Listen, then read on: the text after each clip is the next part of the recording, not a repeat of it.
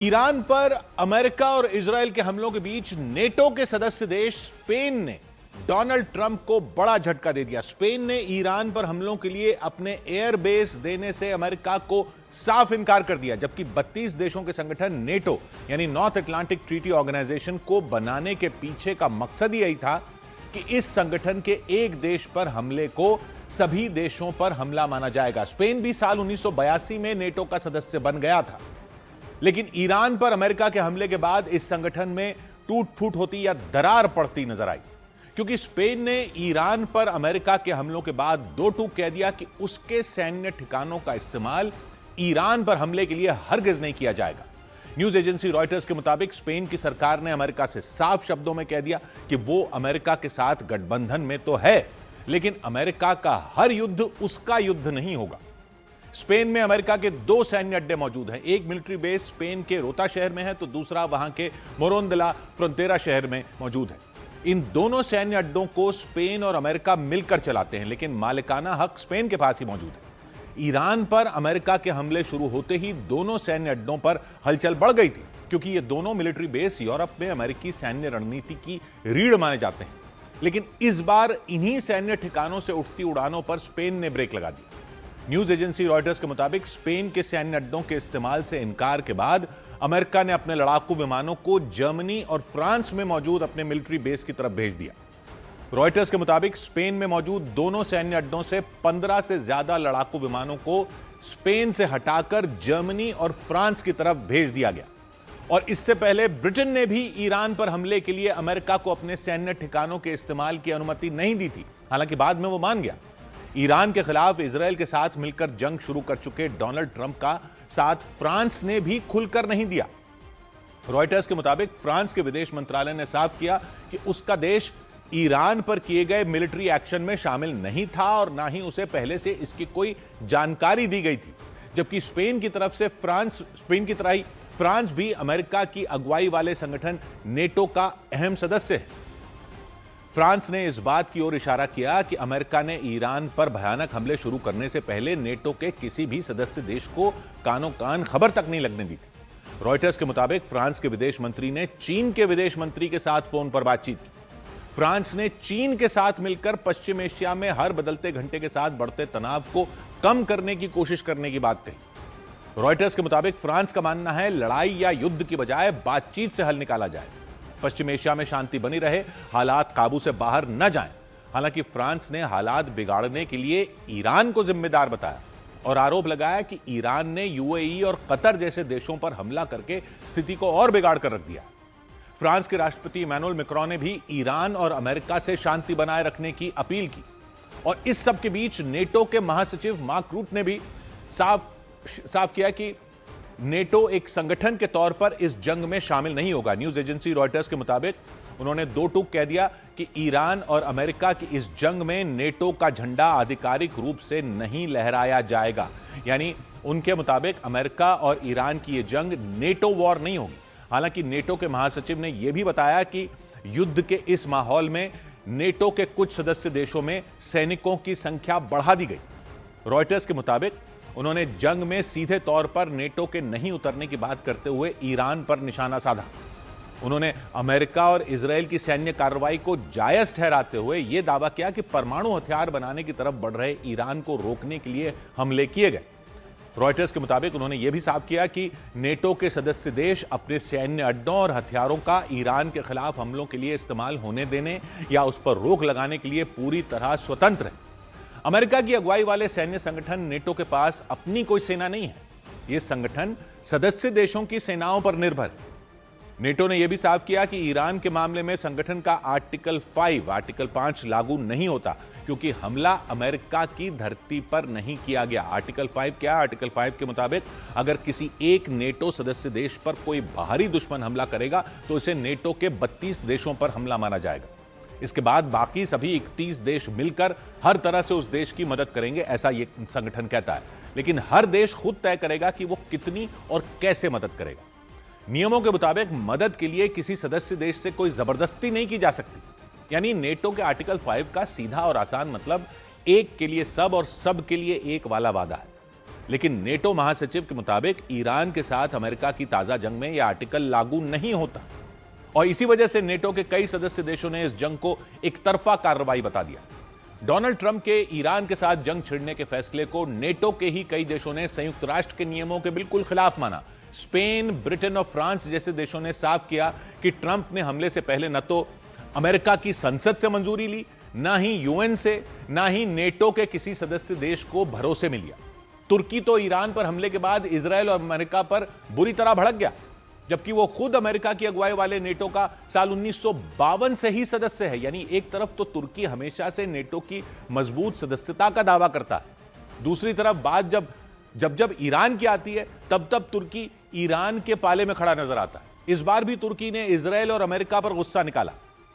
तुर्की के राष्ट्रपति रजब तैयब अर्दोआन ने तो दो टूक कह दिया कि इजरायल और अमेरिका ने हमले करके पश्चिम एशिया में जंग की आग भड़काई। तुर्की के विदेश मंत्रालय ने दोनों पक्षों से संयम बरतने और शांति बनाए रखने की अपील की। यानी नेटो का सदस्य देश होते हुए भी तुर्की ने ईरान का समर्थन किया। इससे पहले भी अमेरिका के खिलाफ तुर्की हमेशा ईरान के साथ खड़ा नजर आया है। ईरान तुर्की का पड़ोसी देश है। दोनों देश करीब 550 किलोमीटर लंबी सीमा साझा करते हैं।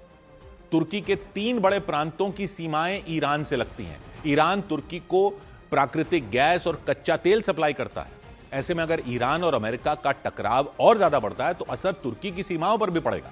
इसी वजह से तुर्की सीधे नेटो से बाहर नहीं हुआ, लेकिन कई बार वो अमेरिका और नेटो के खिलाफ ईरान के साथ खड़ा हुआ, खासकर तब जब ईरान पर प्रतिबंध लगे या हमले की बात है। इधर हिंद महासागर के बीचों बीच मौजूद द्वीप डिएगो गार्सिया के मुद्दे पर ब्रिटेन और अमेरिका के बीच तलवारें खिंच गई। वहां से सैन्य कार्रवाई की इजाजत न मिलने पर भड़के ट्रंप ने ब्रिटेन पर अपना गुस्सा उतारा। इस द्वीप पर ब्रिटेन का कब्जा है और उसकी सहमति से अमेरिका ने वहां अपना सैन्य अड्डा बना रखा है। यही नहीं, अमेरिका ने इराक और अफगानिस्तान के खिलाफ इसी द्वीप से हमले भी किए थे। लेकिन जब ईरान के साथ जंग की बात आई तो ब्रिटेन ने इस द्वीप का इस्तेमाल करने से शुरू में मना कर दिया था। हालांकि बाद में उसने अपने अड्डों के सीमित इस्तेमाल की मंजूरी दे दी, लेकिन ब्रिटेन के इस फैसले पर भड़के ट्रंप ने साफ कर दिया कि बहुत देर हो चुकी है, अब मंजूरी का मतलब नहीं। यानी वो ब्रिटेन के इस रुख से पूरी तरह नाराज हो गए और उन्होंने नाराजगी जाहिर भी कर दी। ब्रिटेन के अखबार द सन को दिए इंटरव्यू में उन्होंने यहां तक बयान दे दिया कि ब्रिटेन अब पहले जैसा देश नहीं रहा। ट्रंप के मुताबिक उन्होंने कभी नहीं सोचा था कि ब्रिटेन और अमेरिका के संबंधों में मतभेद आ जाएंगे। उन्होंने दो टूक कहा कि ईरान के खिलाफ जारी जंग में ब्रिटेन ने उनकी कोई मदद नहीं की। ट्रंप इतने पर ही शांत नहीं हुए। डिएगो गार्सिया द्वीप और ब्रिटेन के दूसरे ठिकानों को लेकर उन्होंने वहां के प्रधानमंत्री कियर स्टामर के खिलाफ कई आरोप लगा दिए। उन्होंने बयान दिया कि कियर स्टामर ने यह फैसला मुस्लिम वोटरों को लुभाने के लिए लिया। उनका इशारा इसी साल मई में ब्रिटेन में होने वाले नगर परिषद के चुनाव की तरफ था।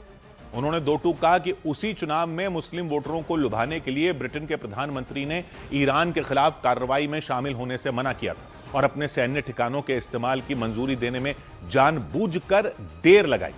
और उनके इसी बयान के बाद अमेरिका और ब्रिटेन के संबंधों को लेकर चर्चाएं शुरू हो गई। इससे पहले ब्रिटेन के प्रधानमंत्री कियर स्टामर ने अंतर्राष्ट्रीय कानूनों का हवाला देते हुए अमेरिका की पेशकश ठुकरा दी थी और साफ कर दिया था कि ब्रिटेन डिएगो गार्सिया द्वीप से अमेरिका को ईरान पर हमला करने की मंजूरी नहीं देगा। ब्रिटेन के प्रधानमंत्री ने बयान दिया था कि उनका देश इस जंग में शामिल नहीं है। यानी हर मुद्दे पर हमेशा अमेरिका के साथ खड़ा रहने वाला और उसके साथ दिखने वाला देश ब्रिटेन, उसने इस बार अमेरिका से दूरी बना ली। ब्रिटेन ने बाद में अपने फैसले को लेकर सफाई दी थी कि वो ईरान और उसके आसपास के देशों में रहने वाले अपने नागरिकों की सुरक्षा को लेकर चिंतित है, इसलिए वो जंग के खिलाफ है। लेकिन ट्रंप उसकी इन दलीलों से सहमत नहीं हुए। यही वजह रही कि उन्होंने यहां तक कह दिया कि अमेरिका और ब्रिटेन के बीच ऐसा कभी भी नहीं हुआ। ऐसे में माना जा रहा है कि डिएगो गार्सिया द्वीप को लेकर अमेरिका और ब्रिटेन के संबंध में कड़वाहट आ चुकी है। अमेरिका चाहता था कि वो उस द्वीप से ईरान पर हवाई हमला करे, क्योंकि सऊदी अरब और यूएई ने पहले ही अपनी जमीन से ईरान पर सीधा हमला करने की इजाजत नहीं दी थी। और डिएगो गार्सिया नाम के जिस द्वीप को लेकर अमेरिका और ब्रिटेन के बीच तलवारें खिंची, वो द्वीप भारत के नजदीक हिंद महासागर में है। यह मॉरिशस के चागोस द्वीप समूह का सबसे बड़ा टापू है, जिसे ब्रिटेन ने अमेरिका को सैन्य अड्डा बनाने के लिए किराए पर दे दिया था। लेकिन इस पर कब्जा ब्रिटेन का ही है। साल 2024 में हुए समझौते के तहत ब्रिटेन ने कई दशकों तक अपने कब्जे में रखने के बाद मॉरिशस को चागोस द्वीप समूह सौंपने का फैसला लिया था। लेकिन चागोस के सबसे बड़े द्वीप डिएगो गार्सिया को उसने अपने पास रख लिया था। उस वक्त ब्रिटेन ने कहा था कि वो लीज पर इसे रखेगा, किराए पर रखेगा, 99 साल तक उसका किराया देता रहेगा। इस द्वीप पर अमेरिका का सैन्य अड्डा 1990 के दशक 80 के दशक से ही है। अमेरिका ने 1991 में इराक के खिलाफ युद्ध में वहां से हवाई हमले किए थे। इसके बाद 2001 में अफगानिस्तान से आतंकी संगठन अल-कायदा को उखाड़ फेंकने के लिए भी उसने इसी द्वीप से अपने खतरनाक बॉमर उड़ाए थे।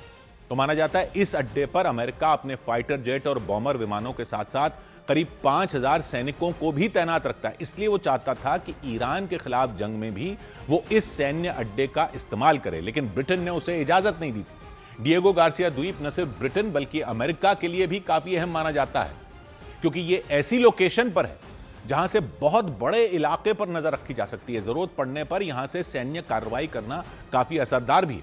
अमेरिका पहले भी जंगों में इसका इस्तेमाल कर चुका है। नक्शे में डिएगो गार्सिया द्वीप भारत के नजदीक है। इसके पश्चिम में अफ्रीका महाद्वीप है। ईरान और पश्चिम एशिया के दूसरे देश इसके उत्तर में है, जबकि पूर्व में इसके इंडोनेशिया है। यानी यहां से पूरे एशिया और अफ्रीका ही नहीं बल्कि ऑस्ट्रेलिया तक नजर रखी जा सकती है। यही नहीं, इस द्वीप से कई जगहों पर सीधा निशाना भी साधा जा सकता है। माना जाता है कि अमेरिका यहां से हिंद महासागर को कंट्रोल करता है और वो चीन या रूस जैसे दुश्मनों पर नजर भी रख सकता है। इसी वजह से अमेरिका ने वहां अपनी नौसेना और वायुसेना का बड़ा बेस बना रखा है। यानी डिएगो गार्सिया एक विशाल अमेरिकी सैन्य अड्डा बन चुका है। वहां अमेरिका के बम वर्षक विमान, जंगी जहाज, खतरनाक मिसाइलें तैनात रहती हैं। इधर इजरायल और अमेरिका के ताबड़तोड़ हमलों के बाद ईरान ने एक बार फिर अमेरिका के साथ बातचीत की टेबल पर आने के संकेत दिए। हालांकि इस बार अमेरिकी राष्ट्रपति डोनाल्ड ट्रंप ने बातचीत की किसी भी संभावना से इनकार कर दिया और ईरान पर हमले और तेज करने के संकेत दे दिए। जबकि दूसरी तरफ एक दिन पहले ही ईरान के रक्षा मंत्री की कुर्सी संभालने वाले सैयद माजिद को भी इजरायल ने मार गिराने का दावा कर दिया। यानी अली खामनेई को मार गिराने के बाद ईरान के महत्वपूर्ण पदों को संभालने वाले लोगों को भी अमेरिका और इजरायल बख्शने के मूड में नहीं है। युद्ध की शुरुआत में ही दोनों देशों ने ईरान के सर्वोच्च नेता आयतुल्ला अली खामनेई के साथ साथ उनके परिवार और ईरान के रक्षा मंत्री समेत कई बड़े पदों पर बैठे लोगों को मार गिराया था। और अब भी वो लगातार उसकी सेना के कई ठिकानों को बर्बाद करने में जुटे हुए हैं। और इसके बाद वहां एक न्यूज एजेंसी ने दावा किया कि ईरान के सुप्रीम लीडर खामनेई के प्रतिनिधि रहे डॉक्टर अब्दुल माजिद हाकिम इलाही ने एक बार फिर अमेरिका से बातचीत के संकेत दिए। उन्होंने दावा किया कि अगर सम्मान के साथ बातचीत हो तो ईरान एक बार फिर बातचीत के लिए तैयार है। हालांकि अमेरिकी राष्ट्रपति डोनाल्ड ट्रंप ने सोशल मीडिया पर की गई एक पोस्ट के जरिए साफ कर दिया कि बातचीत के लिए सारे रास्ते अब बंद हो चुके हैं। उन्होंने सोशल मीडिया पर लिखा कि ईरान की हवाई सुरक्षा, वायुसेना और टॉप लीडरशिप खत्म हो चुकी है और वो बातचीत करना चाहते हैं, लेकिन इसके लिए अब बहुत देर हो चुकी है। उन्होंने 2024 में चुनाव प्रचार के दौरान उन पर हुए हमले का जिक्र करते हुए दावा किया कि ईरान ने 2 बार उनकी हत्या करने की कोशिश की थी, इसलिए ईरान की किसी भी हरकत से पहले ही उन्होंने खामनेई पर हमला करके उन्हें ढेर कर दिया।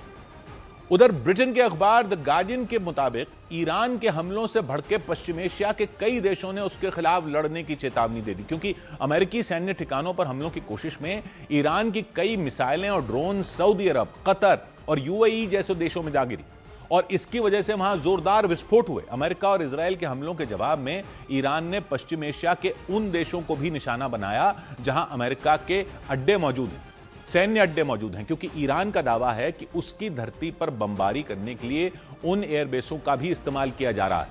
लेकिन ईरान की मिसाइलों ने अमेरिकी सैन्य अड्डों के अलावा सऊदी अरब, यूएई, कतर और बहरीन समेत कई देशों के आबादी वाले इलाकों में भी तबाही मचाई। सऊदी अरब की तो एक तेल रिफाइनरी पर भी एयर स्ट्राइक की गई, जबकि यूएई में मौजूद दुनिया की सबसे बड़ी इमारत बुर्ज खलीफा के नजदीक भी एक ड्रोन फट गया था। ईरान के इन हमलों ने फारस की खाड़ी से लगने वाले देशों का गुस्सा भड़का दिया। यूएई की अगुवाई वाले 6 खाड़ी देशों के संगठन जीसीसी की एक बैठक हुई। इस बैठक में ईरान के हमलों की निंदा की गई। यही नहीं, चेतावनी दी गई कि अगर ईरान ने खाड़ी देशों पर हमले नहीं रोके तो उसे मुंहतोड़ जवाब देने का विकल्प खुला हुआ है। यानी हालात बिगड़े तो खाड़ी देश भी जंग में ईरान की मुसीबतें बढ़ा सकते हैं। हालांकि अभी तक की लड़ाई में वो तटस्थ भूमिका में रहे हैं, मतलब वो न तो अमेरिका और इजरायल के साथ नजर आए, न ही ईरान के पाले में दिखे।